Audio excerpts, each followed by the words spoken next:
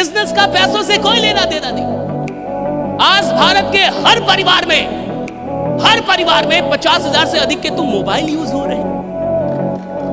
सही है गलत? सही है गलत? लेकिन उसी परिवार के किसी इंसान को बोलिए 10,000 बिजनेस में लगा, गारंटी क्या है? तू साला जिएगा अगले 4-5 दिन, इसका गारंटी लेके आया है? गारंटी